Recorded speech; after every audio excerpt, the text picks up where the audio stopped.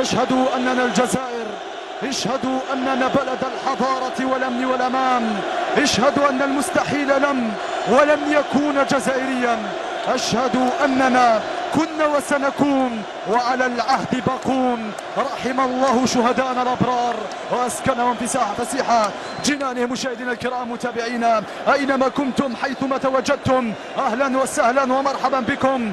الشان انطلق، هنا بالراقي وهنا الجزائر، والقمة المغاربية بين المنتخب الوطني الجزائري ونظيره الليبي مباشرة إلى توليفة وتشكيلة الفريقين الظاهرة في الصورة، توليفة طبعا المنتخب الوطني الجزائري. وبما أن الضيف يكرم فضيوفنا الليبيين نبدأ بهم من خلال التوليفة التالية بحراسة المرمى اللافي. على الجهة اليسرى جدور، على الجهة اليسرى عكاشة، ثنائي الدفاع علي رمضان علي ومنصور مكاري. منتصف الميدان راجب عبد القاسم، محمد الحداج وعمر اللخج. على مستوى الهجوم ثلاثي خط المقدمة عبد العاطي العباسي، محمد عبد السلام وأنيس محمد.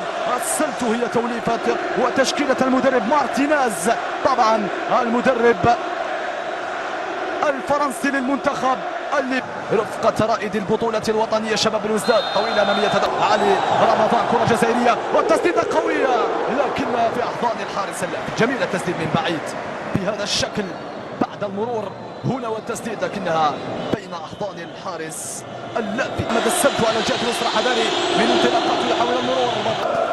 6 لاعبين كاملين للتشكيلة الوطنية الليبية طبعا في قبل التواجد بالجزائر. على زادت فرصة وإمكانية، التسديدة قوية، هذه واحدة وهذه الأولى من قبل حسام الدين ميرزاق لمصلحة المنتخب الوطني الجزائري. التوزيع داخل منطقة الجزاء، فرصة وإمكانية بالراس حذاري من كرة صعبة جدا للمنتخب الليبي وسط تصفيقات من قبل المدرب معروف السبب طبعا، مباراة افتتاح، حضور جماهيري كبير، لاعبين من أهل طرابلس و6 من الأخضر الليبي و6 من هذا هو مارتينيز. كورين الجزائر 3 في البطولة وهدفان. صنع على مزيان، فرصة وإمكانية، اضرب يا مزيان. ماذا ضيعت يا مزيان في وقت كان يظن الجميع مصلحة المنتخب الليبي.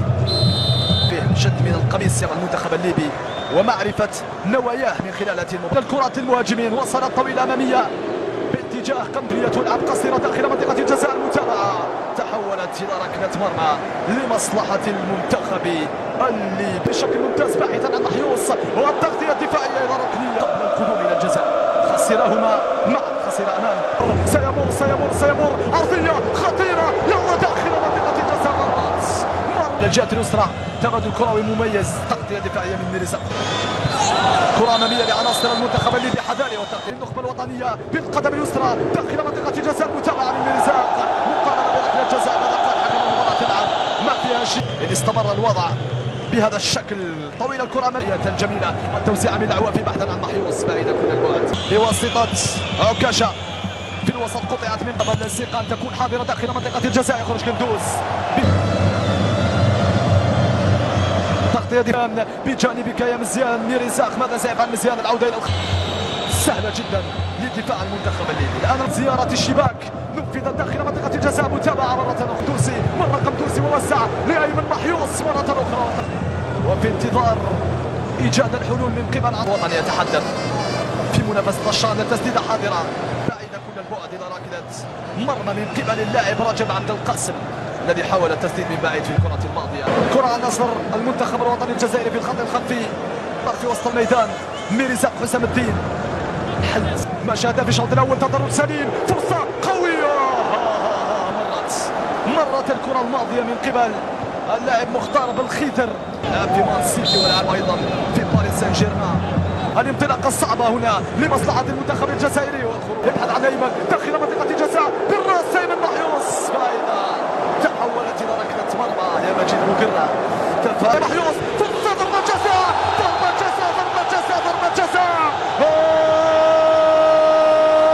يا محيوص يا محيوص يا محيوص، هي ركلة جزاء واضحة. أيمن محيوص